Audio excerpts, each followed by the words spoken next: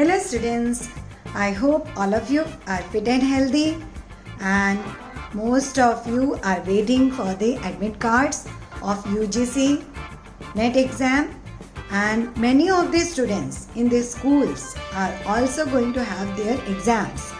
So ma'am thought why not to prepare a video on your examination, because many of you commented that you wanted some preparation regarding your exams. So I thought to support you for your exams by telling you the guidelines of the coming examinations. So today I am going to deal with how to tackle the online exams, because due to the COVID-19 situation, all the schools and colleges have become online and they are going to conduct now online exams, because it's going to be almost half an year. So let's talk about online exams. So in online exams, generally you can have either a Google form by which you will have to give the exam, or it can be a CBT mode, that is computer based test. So in Google form, students, I think it's very easy to give the exam. In the Google form, either your exam will be multiple choice or it can be subjective type also. In multiple choice, there will be different options given and marks will be assigned to the question. So it will depend upon the topic whichever is being covered. The teacher can make a multiple choice paper or the teacher can make a subjective type paper also. Then it can be by Google Meet also, there can be a test for you. So where you have to write on the paper and then you have to scan it and then you can send by Google Meet. There are different modes of exams. Then other than this, for your UGC NET, you are going to have a CBT test, that is computer based test. So what is there so special in this CBT test? For those students who have already appeared in the December UGC NET exam, they may be clear about it. For those students who are new to it, you may not be knowing what is this CBT test. So let's go to this test. I'll give you some guidelines regarding this, how to tackle the test.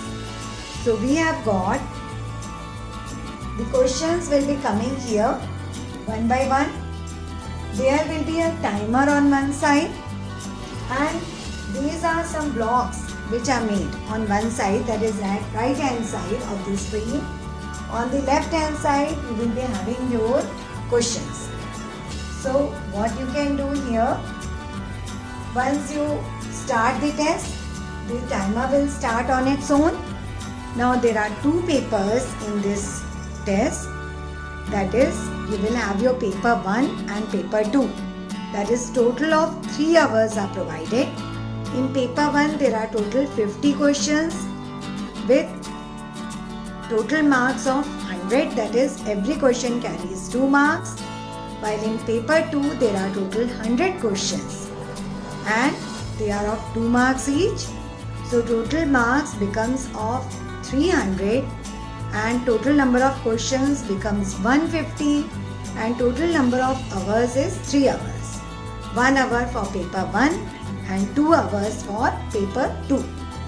So I hope this is clear to you. Now what are these? It should be clear to you. Now when you read a question, you have to first read the question thoroughly. That is for all the students, whether they are giving the school exams or they are going to give the UGC NET exam or they are appearing for JEE Advanced exam. They have to read the question thoroughly, understand the question. Don't think time is getting wasted, because if you mark it wrongly, then your answer will be wrong. Now in UGC NET exam, there is no reduction of your marks. Only in CSIR UGC, the number of marks will be reduced if you answer it wrongly. So all the questions are compulsory in UGC NET. You can attempt each and every question because there is no negative marking here.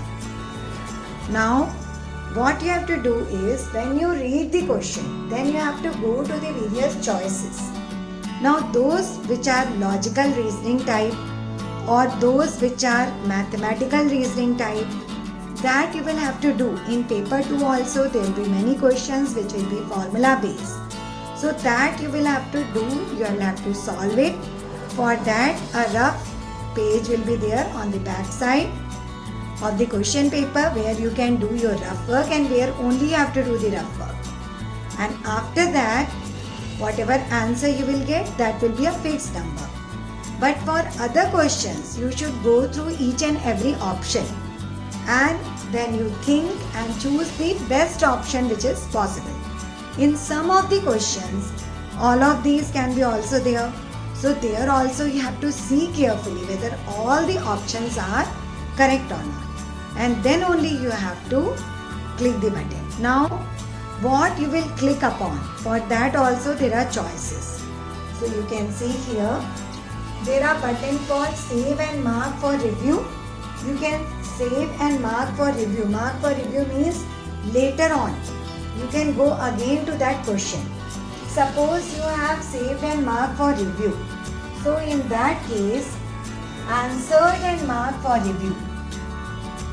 Answered and marked for review will come in the case of save and mark for review. But if you have done mark for review and next, so only in mark for review it will come, and for that answer number you will get a round. If you have done answered and mark for review, then in that answer you will get a shape like this, and there will be again a circle formed on that particular question like that, so that that question you can again visit again before submitting it. Otherwise, what will happen? Your question will not be checked. In this case, it will not be checked. In this case, it will be checked. But you have marked it for review. So you should go again and before submitting, and then you should review again the question and you should check whether my answer given is right or not. If you think something else is there, change the answer. And then you can press this first one, that is save and mark, and then only the answer will be given. Answered it will become some round like this, that shows that you have marked it for review. This particular question number, in that particular question number it will show it like this. That means that it is marked for review. So it means that before submitting the test, you will have to go to that question again, otherwise it will not be checked. Then you have one option, mark for review and next. Now if you have done save and mark for review, then it means that that question will be checked. But if you have given this option, mark for review and next, it means that you have only marked it for review and you are going to the next question. So if you submit just like that, marks will not be given for that question which you have not saved. You have got save and next. Once you do save and next, it means that you have already saved the question and you are going to the next question. So the answer is already given by you.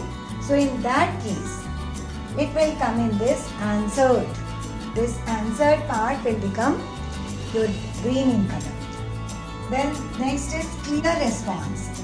Clear response means suppose you have given some response, you can clear it. You think it is wrong, so you want to clear it. So for that you have to press the clear response. Now those questions which you have not at all answered, you have not pressed any of the options. So in that case it will become not answered. This one will become lightened up. And in some of the questions you can skip also. You can go to next and next and next like that. So in that case, those questions it will be not visited. Not visited will be shown in those questions. So this in detail I have told you about UGC NET exam, which is a computer based test. So I hope you have understood. And when all the answers you have marked and all the answers have become answered, the button of answered has come. then only you should submit it. But you have to consider one thing, that is your timer. Timer will go on clicking. If timer is seen properly, then you have to make your time management, because first paper, that is paper 1, is only of 1 hour. After that, paper 2 is of 2 hours. So you have to correctly mark your time. Otherwise, if you spend more time in one of the questions, then there is a possibility that you will not be able to visit the other questions. So you have to manage your time properly. You have to see that whether you have answered all the questions or not, and then only you have to submit. But try to keep up with the time, that is the 3 hours time. Just before 3 hours are over, you have to submit it. Otherwise, your paper will not be submitted, and then you will be out of the checking, means you will not be considered for UGC NET. So be careful while answering, and it's nothing to worry about, because ma'am has taught you most of the things which are there going to be coming in your screen of CBT mode test. So be ready for your test, and school students, you need not worry, because if it is coming only Google form, then you have to press one of the options, or if some of the questions, there can be 2 options only also. So it will be mentioned in your question itself. If suppose it is not an MCQ, if it is a long answer type, it can be short answer type, it can be fill in the blanks also for the school students. So accordingly, you see which type of a question is there, and accordingly you answer. If there is a short answer type or long answer type, there will be generally the number of words given. So no need to worry, and once you answer all the questions, review it again, revise it again, and then only you should submit, because once it is submitted, again these papers will not take the answers. It will give you some message like your response has been submitted, and after that it will not be ready to take your answers. So before submitting, just see whether you are doing it timely or not. Different exams in the schools may have different times. It will depend upon the number of questions. Like it can be some 20 questions, 25 questions or 30 questions based on the marks, and accordingly you will get the timings. Generally for the school exams, you will get for 20 questions, you will get 20 minutes time.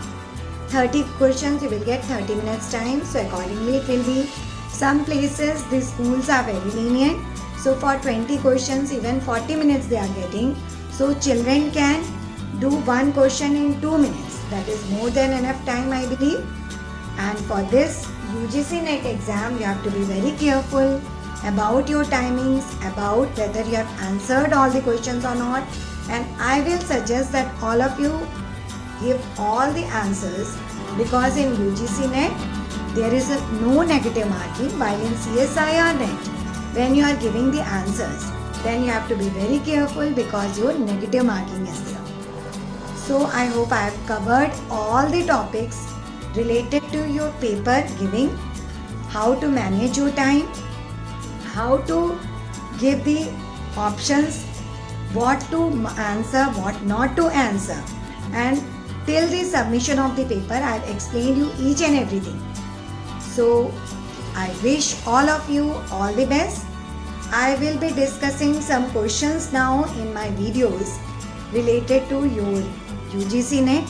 So stay tuned, keep watching. I hope all of you have subscribed. If you have not subscribed, press the subscribe button, then you press the bell icon so that you get notifications. Ma'am is trying to help you out on a daily basis, so you can get one video everyday basis. Watch the videos, share it with your friends, and don't forget to press the big like button. So that actually motivates me to make better and better videos for you. And in the remarks you can mention which type of videos you are liking, whether you are understanding or not, or you want something other content. So all that I'll look into your remarks, and I'll try to provide you as better videos as possible. So stay tuned to Unique Learning. Be a part of the channel. Thank you for watching.